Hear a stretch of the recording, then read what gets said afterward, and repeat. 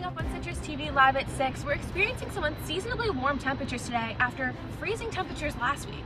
And I spoke to a professor who explained why this happens in our climate and how the university should better prepare for it. And Citrus TV reporter Gabrielle Caracciolo sat down with the authors of a new book on civil rights during the Civil War. And the New England Patriots win the Super Bowl for the 6th time in 18 years. What is everyone talking about from Super Bowl 53? We'll have that and more on Citrus TV News Live at 6. This is Citrus TV News Live at 6, your campus news leader. We start tonight with the latest on a person who fell through the ice less than 2 hours ago. Crews are on the scene at Skinny Atlas Lake to save the person. Hello, I'm Drew Carter. And I'm Sabrina Maggiore. We don't know their condition yet, but Citrus TV will keep you updated as more information is released. And you at 6, it's been in the 60s, but we're just in the negatives a few days ago. You know, Drew, I've been enjoying the sun all day today. Yeah, I absolutely have as well. Great. I walked over here for the first time in a long time, but that's more than a 70-degree change in 5 days. I'm not complaining, though. Citrus TV reporter Sarah Rizzo is out on the quad, and she's looking pretty warm. Sarah, can you tell us why Central New York is experiencing this warm weather?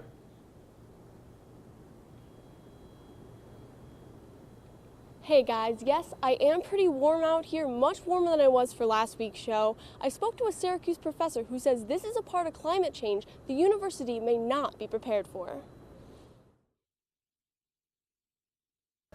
Many of the battles being fought today and in our lifetimes involving civil rights were fought a century ago.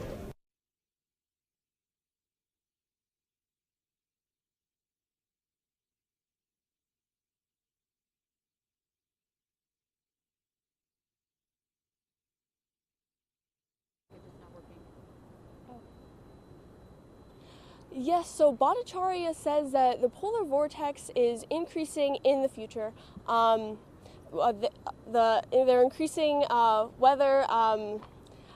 Over to Toni, who's going to talk about the warm weather right now. Sarah, it's been pretty unseasonably warm out today, and if you can take a look at the quad right now, you can see that there's not too many people out on the quad, but that's probably because the sun set about an hour ago. Earlier today, though, tons of people were out here soaking up as much sun as they possibly could. I saw so many dogs outside today, and people were just in a generally good mood because of the weather. Right now, though, it's about 53 degrees outside, and it's pretty windy, so it feels a little bit cooler than that. The sun set, as I said, about an hour ago. The city of Syracuse, though, set a new record high today at 64 degrees. The previous record was 60 degrees, set back in 1991. Tonight, though, the temperatures are going to stay pretty consistent at about 46 degrees. Rain showers are going to start at about 10 p.m., and we'll see scattered showers throughout the evening and the night. How much rain are we going to see this week? Find out more in my full weather forecast. Drew and Sabrina, back to you. Okay, thanks, Toni. New details on Syracuse University's search for better food. They're looking for students for dining focus groups. Auxiliary Services is hosting 1-hour sessions to get student input on the current meal plan structure and campus dining. Pizza and refreshments will be provided, and each participant will receive a Beat Duke t-shirt. The sessions will be held Wednesday and Thursday this week in the Shine Student Center. Interested students should register online. And students are excited to sleep in tomorrow after being at the Dome at 6:30 this morning to be on screen for ESPN. They were participants in a commercial for Syracuse University and the Dome. The commercial is part of a series of school-specific commercials advertising the launch of the new ACC network this fall. And you at 6, SU's Newhouse School is hosting a book reading by the authors of Tasting Freedom, Octavius Cato, and the Battle for Equality in Civil War America. Citrus TV reporter Gabrielle Caracciolo is in studio to tell us about the message the authors are here to share. Thanks, guys. That's right. Co-authors of the new book, Tasting Freedom, Dan Biddle and Murray Dubin, are here in Syracuse for tonight's event, and I caught up with them earlier today. They say working on the book opened their eyes to the civil rights struggle from over a century ago that they never learned about in school, a struggle that Dubin says parallels the present day. Many of the battles being fought today and in our lifetimes involving civil rights were fought a century ago. And the duo spent most of their careers as journalists at the Philadelphia Inquirer. They hope student journalists attending their talk tonight will learn to find real people's stories to tell. Some journalists back then found stories of real people and didn't accept stereotypes. They provide a great lesson for journalists today. The pair originally intended only to write about Octavius Catto, but upon uncovering other stories of the time, broadened the focus of the book. So instead of taking the projected 2 years to complete, the writing of Tasting Freedom lasted over 7 years. And the latest in recent shootings, officials say they have located and charged the man responsible for a shooting at a Salina Denny's. The man reportedly entered the restaurant yesterday morning and opened fire on a group of patrons and employees, injuring 3 people. The injuries were non-life-threatening and all 3 victims have been accounted for. The man has been charged with multiple counts of attempted murder, assault, and criminal use of a firearm. And earlier today, the Syracuse Fire Department honored 9 firefighters who died in the line of duty 80 years ago. The Collins Block fire on East Genesee Street was the deadliest fire in the Syracuse Fire Department history. Mayor Ben Walsh and other local leaders paid their respects to these men and the others who were killed defending the city of Syracuse. And new at 6, a referendum in New York State is trying to divide the state into 2 parts. Steve Hawley represents parts of upstate New York, and he thinks that upstate New York is underrepresented. The details of the plan are still very unclear, but Hawley wants the vote to gauge support for the initiative. And new details from Albany as Governor Andrew Cuomo wants to ban offshore drilling tech in New York waters. In a statement, Cuomo says he aims to pass the ban in his Democratic-led state legislature. Cuomo said the measure puts New York ahead in the fight against climate change. Cuomo is also denouncing President Trump's desire to expand offshore drilling.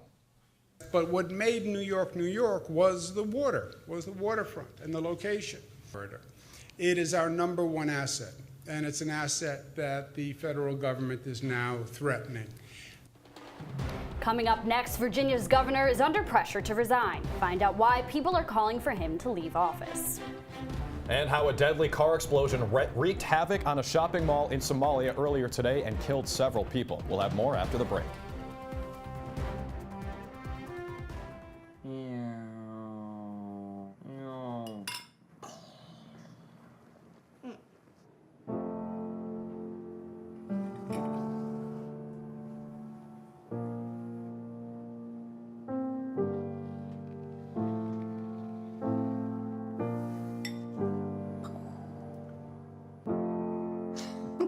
Visit aarp.org/caregiving for information on how to provide even better care for the person who wants to care of you. Here's your check.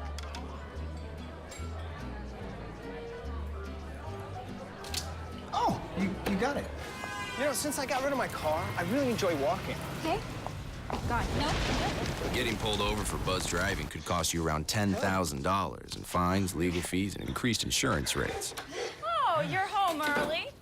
You live with your mom? That'll set your game back a few years. Buzzed, busted, and broke. Because buzz driving is drunk driving. There's one thing you can never have sex without. It's not something you buy. Or something you take. In fact, there's only one way to get it. It has to be given to you, freely. It's consent. Because sex without it isn't sex. It's rape. Consent.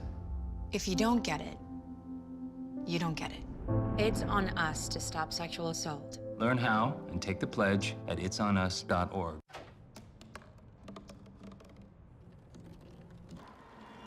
Everybody has a dream.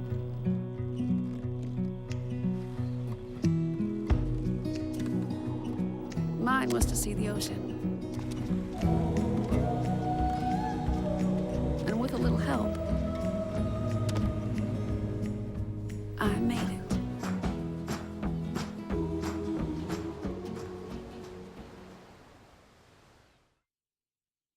If you see news happening on campus, in Syracuse, or across the nation, call the Citrus TV Newsroom, 315-443-1177, or tweet at Citrus TV News, your campus news leader.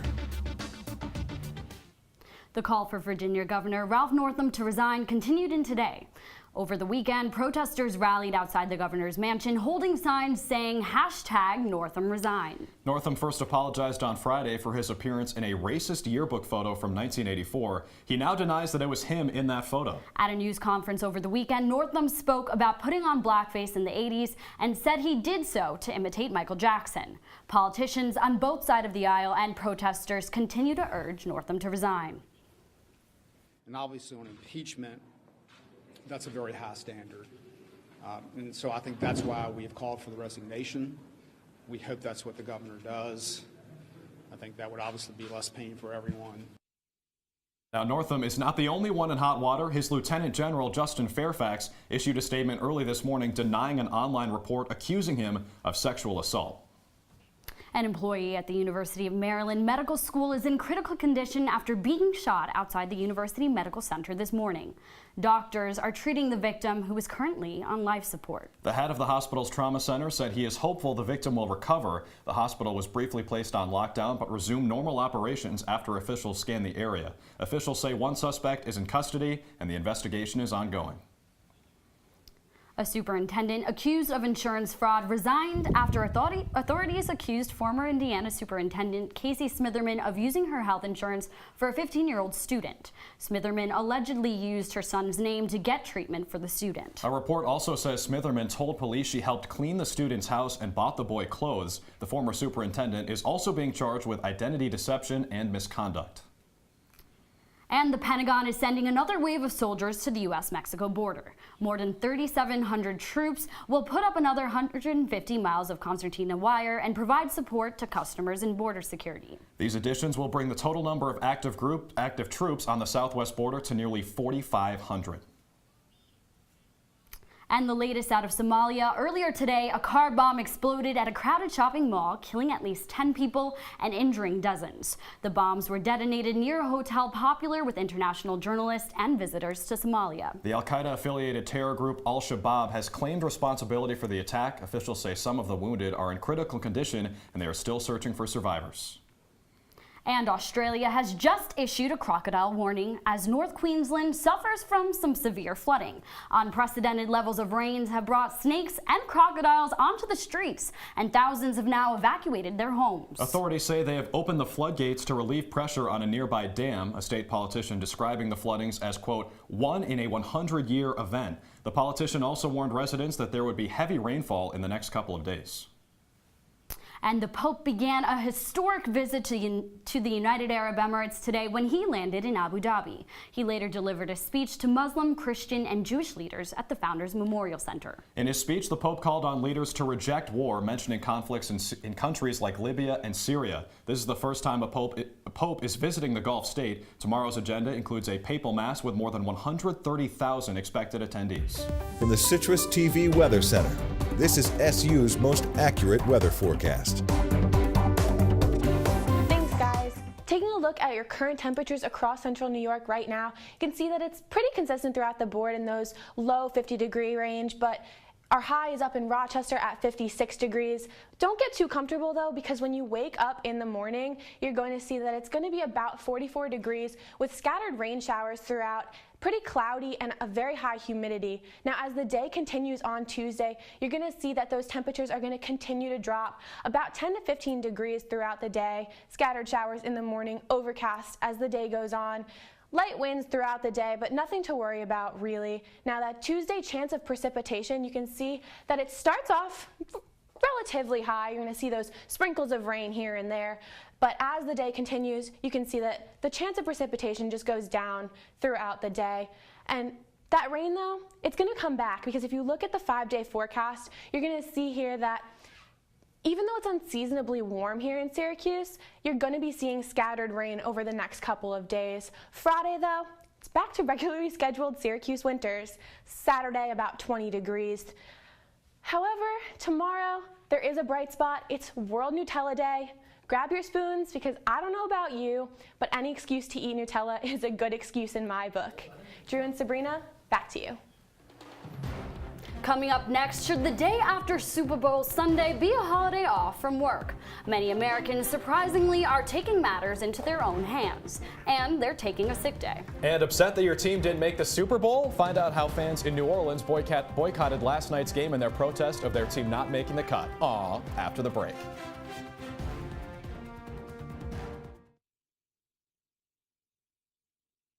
When I was in foster care, I never knew when I would have to move. So I always had my suitcase ready to go. Then one day, I was adopted. My new parents opened their hearts and home to me. My parents cook my favorite breakfast for me every morning. My parents take me on trips I never thought I would go on. They gave me a home and an even better reason to use that suitcase. My parents aren't perfect, but they're perfect for me.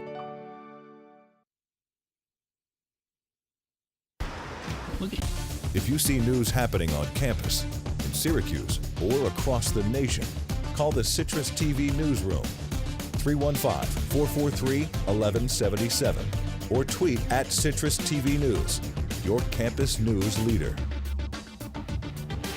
Saint fans still believe that their team should have been playing in last night's game instead of the Rams, after a controversial no call seemed to influence the outcome of the NFC Championship game last month. Now, rather than watching the Super Bowl with disdain, they took to the French Quarter of New Orleans for their very own, quote, boycott bowl. Many bars in the Big Easy didn't even air the big game. Others showed reruns of the Saints' Super Bowl 44 victory. History was not only made on the field last night. For the first time ever, male cheerleaders performed at the Super Bowl for the Rams. Although teams such as the Colts and Ravens have included what they describe as stuntmen in games before, Ginny's and Perron are the first ever male cheerleaders. And while the Super Bowl may be over, cleanup efforts from last night's big game are still underway. More than 1 million people flooded downtown Atlanta for Super Bowl 53. They left a lot of trash behind. Today, crews began breaking down the structures and working on the cleanup. Some people say the amount of trash left behind was actually surprising. Reports say that people had to tiptoe around beer cans and other garbage scattered around Mercedes-Benz Stadium. Now, last night's game, not exactly exhausting, but more than 17 million people are expected to stay home from work today to recover from last night's festivities. They call it a Super Bowl or Super Sick Monday or Super Bowl fever. That's when people take the day off after splurging on food and alcohol and staying up too late for the game. One employment firm estimates the cost of productivity could be over $4 billion. And new details about a study finding people who use marijuana in their teens are more susceptible to mental dysfunction as an adult. The New Zealand National Academy of Sciences found that teenagers who use marijuana at least 4 days per week lost an average 8 IQ points between ages 13 and 38. This pattern was not found in people who started using marijuana at a later age. And a beloved soap opera actor is dead. Christophe St. John was found dead in his home in Los Angeles yesterday. St. John is best known for his role as Neil Winters on the CBS soap opera Young and the Restless, a role he had played since 1991. Just like the character he played, St. John struggled with alcoholism and depression throughout his life. St. John and his ex-wife Mia lost their son Julian to suicide 4 years ago. He had been vocal recently about that loss. An unofficial cause of death has not been released at this time. Coming up in sports, a dynasty continues in the NFL on Super Bowl Sunday, plus SU men's basketball continues to roll in ACC play, and an SU football legend is set to have his number taken to the rafters. All that and more when Citrus TV News Live at 6 returns on the other side. This is the story of a boy who didn't talk for a long time. The boy liked things to always be the same. Any changes would scare and upset him. The unknown was an unfriendly place. The boy was very sensitive to lights and sounds. So he built secret hiding places where they couldn't get in. The boy didn't like looking people in the eye. He wasn't trying to be mean, it just made him feel uncomfortable. Sometimes he would flap his arms again and again. One day, I found out I have something called autism. My family got me help. Slowly, I found my voice and learned all the ways I could live with it better. Early intervention can make a lifetime of difference. Learn the signs at autismspeaks.org. Here we go. We're going to go out there in the rain. You're going to get wet. All right, here we go. Go, bro.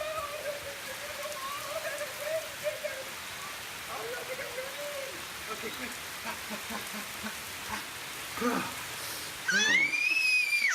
Oh, yeah. Yes. So much fun. Mwah. So wet. It's a beautiful day out here. Sunny today with light breezes, giving way to clouds in the afternoon. We could see some light precipitation to moderate precipitation later on, followed by powerful storm-like conditions. 90 miles per hour winds are expected. Authorities are asking everyone, stay indoors. Come on, that's it. Let's go.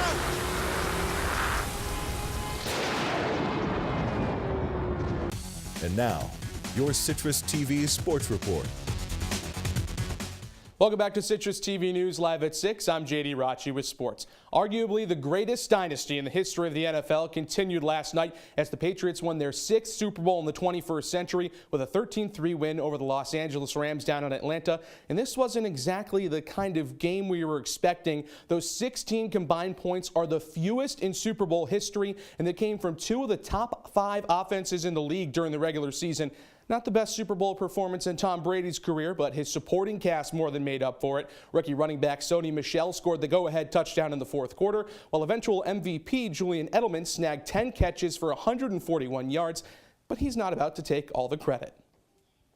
You know, I'm just so proud of the team, this group of guys, on how hard they fought all year. You know, there's some ups and downs, and just the resiliency that these guys showed.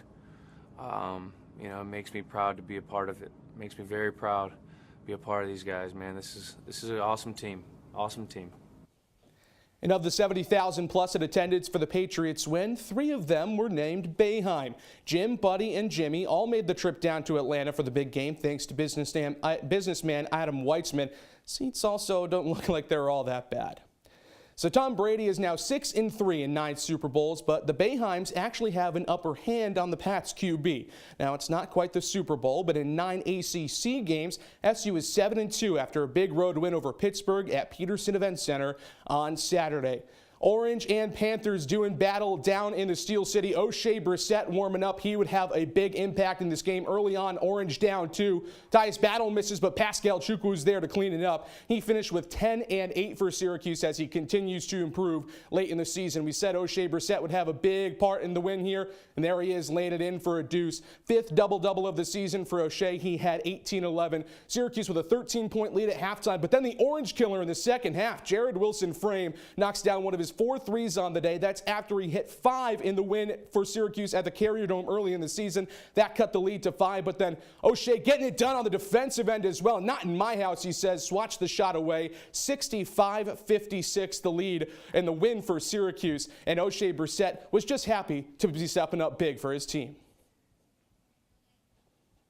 I felt like I did a great job out there, getting to the basket, finishing, and just helping my team. Our main scorer today wasn't really playing too well. But, that's just on the other guys of the team to, pick it up and pick him up as well. Let him know that, it's okay. Everyone, all players have those games, and, he's going to be able to bounce back on Tuesday. But, I feel like I did a great job today just, helping myself and, helping the team, get the win.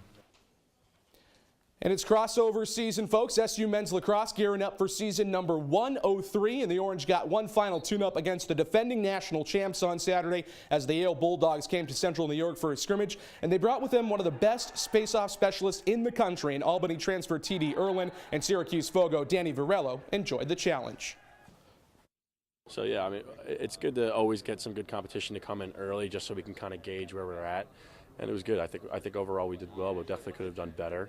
I think we had his number for the first 4 or 5, and then got a little choppy throughout the game. But for the most part, I think we fought well, and I think we did definitely could have done better, but I thought we did okay. And it might not be the coveted lacrosse number 22, but number 72 is on the way to the rafters in the Carrier Dome to honor one of SU football's all-time greats. The team announced earlier today that they will retire former defensive tackle Tim Green's jersey at halftime of the Clemson game this September. Green will be the first predominantly defensive player to have his jersey retired, and for good reason. His 45.5 career sacks are a program record. In some other local football news, former Christian Brothers Academy star Servassier Dennis could be squaring off with his hometown college team in the ACC in the near future. The quarterback turned linebacker flipped his commitment from the Air Force Academy to Pittsburgh this morning. The two-star prospect took a prep year last year when he moved down to New Jersey to play linebacker at the Petty School. Dennis led the brothers to a sectional title in 2016. Finally, we've got a little NBA action on our hands in the Big Apple tonight. The Nets welcome the first-place Milwaukee Bucks to the Barclays Center this evening at 7:30, and Brooklyn could be without some of its best scorers. Spencer Dinwiddie will not play as he recovers from thumb surgery, while Joe Harris is day-to-day with right hip soreness. All right, JD, so no Spencer Dinwiddie for the Nets tonight, but they're playing pretty well lately. Want to go back to Syracuse football? New schedule announcement for the Orange today? They just announced today that they will be playing a home-and-home in 2021 and 2024 with a little match in the Ohio Bobcats. They'll be going back and forth between Ohio and Syracuse, New York in the next couple of years. I think first time they're playing Ohio in 100 years when they It's play been a in long time. 2021? It's been a long time. Not too often you see some action for Syracuse, at least on the football schedule. All right, that's great stuff. Thanks, JD. Coming up, how over 1,000 golden retrievers were gathered in one Colorado town yesterday. What was the occasion? And find out more after the break.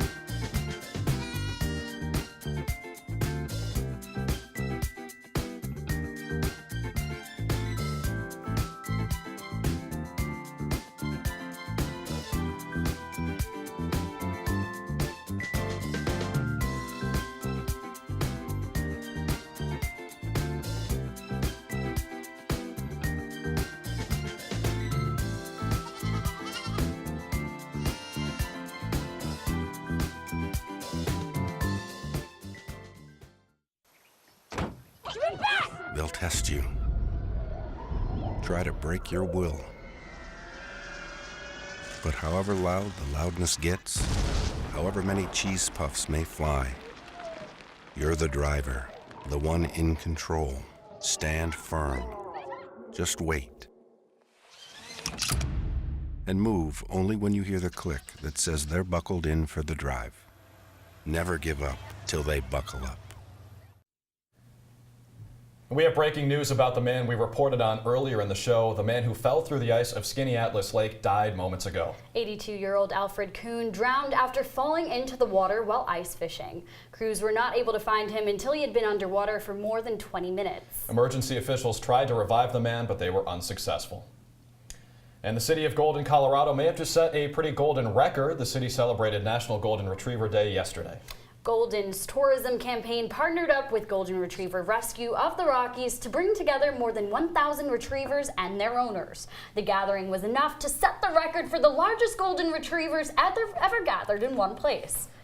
Now, luckily, that's on a little bit more of a lighter note. Definitely on a lighter note. Reminds you that there's still a little good in the world, right? Golden retrievers. I'm all about these golden retrievers. Yeah, you guys got favorite dogs? I mean, my dog at home's a yellow lab, pretty close to a golden retriever. Reflex, so golden retrievers have a special place in my heart, certainly. I don't have a dog at home, but I know you love to give your dog a shout out. I do. Yeah. Yes, I have more than 100 photos of my corgi Cassie on my phone. If anyone's interested after the show, I think I've seen at least 75. I've definitely seen all of them. Yeah, they're all over social media. She's a cute dog, though. Thank you. I'll let her know you said that. Absolutely. She's actually getting up there. She's a little concerned that people can see her wrinkles. Oh no, I can't see it. She looks great. My dog's great. I mean, like it's a serious issue. These poor dogs. I have a little cockapoo. Little Cocker cockapoo? Spaniel Poodle mix, you know? Oh, I feel very kind of cute. left out. I don't know this. I'm sorry, I don't have Toni. a dog. All right, that's it for tonight's Citrus TV News Show. We'll see you next time. I'm Drew Carter. I'm Sabrina Maggiore. Have a great night, Syracuse.